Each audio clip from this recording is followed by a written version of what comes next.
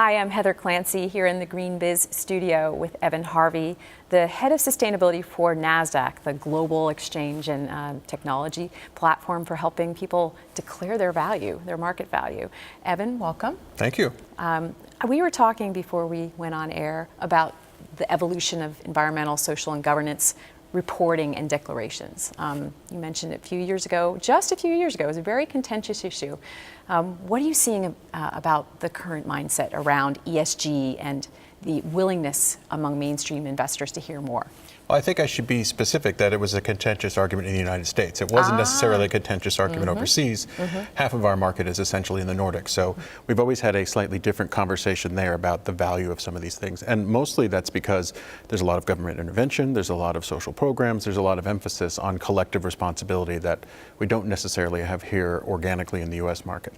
But I think that the legitimizing force here in America has been the rise of the ESG data, the value of the ESG data, and as we have teased out more correlations between what those metrics mean and actual measures of financial outperformance. This doesn't necessarily have to do with environmental greatness or with social engagement. It could be about risk and return. It can be about retention rates for talent. It can be about the relationship of training dollars to retention of employees over time.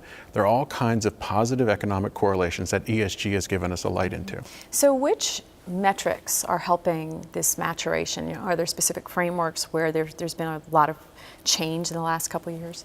Well, I mean, I think that GRI is still the gold standard out there for most companies. It's the only framework that's written into stock exchange listing standards around the world. So that serves as a sort of baseline for a lot of reporting globally.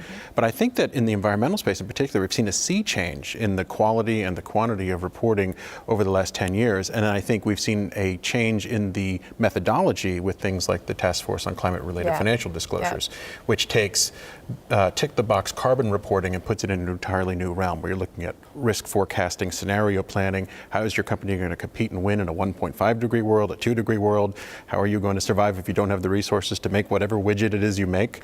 So it's forcing companies to think long term. What about the SASB?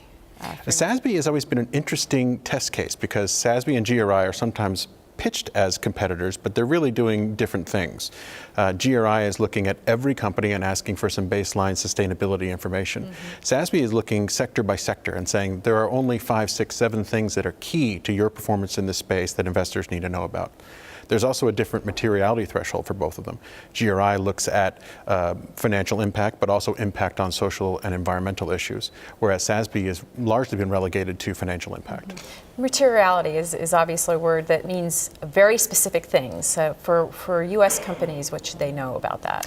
To me, it's the origin story for your sustainability journey. It is the part of the process that is often overlooked, but it's what gives you the greatest insight into where you can go. So really, materiality is just a complex set of stakeholder interviews, of asking all kinds of questions about the environmental, social, and corporate governance performance of your company. And the process is dependent on having a real diverse audience and having fulsome answers from those people, honest answers about what your company is or is not doing. Putting all that information together and creating what they call a materiality map where you're able to prioritize these issues in ways that make sense for the business. So you're not only running off and doing 50 sustainability things, you're looking at the 3 or 4 that have the most impact internally and externally and on the future of your business. And what is Nasdaq hearing from mainstream investors about why this is important? What more do they need? I think they want better data. I think they're concerned about the voluntary reporting model. I think that the lack of harmony between some of the frameworks has been problematic over time. But they are obviously teasing out value. They're teasing out correlations between some of these ESG performance metrics and other measures of economic goodness. You know, things like rates of return, not only that, but also cost of capital and lower insurance risk and enterprise risk management stats. So there are all kinds of things that companies want and are measurable financially that seem to be correlated with ESG performance. So what final piece of advice would you give to companies about how they should respond? Don't try to do everything. You're going to be besieged with more requests for information than you can possibly handle well. Pick the 3 or 4 channels that make the most sense for your company and do a materiality assessment. Get your head around what is important to your company. And even if you don't report that out, at least you have a better idea of how to manage that company. Evan, thank you for being here and thank you for your insights. Thank you. Thank you for watching GreenBiz Studio.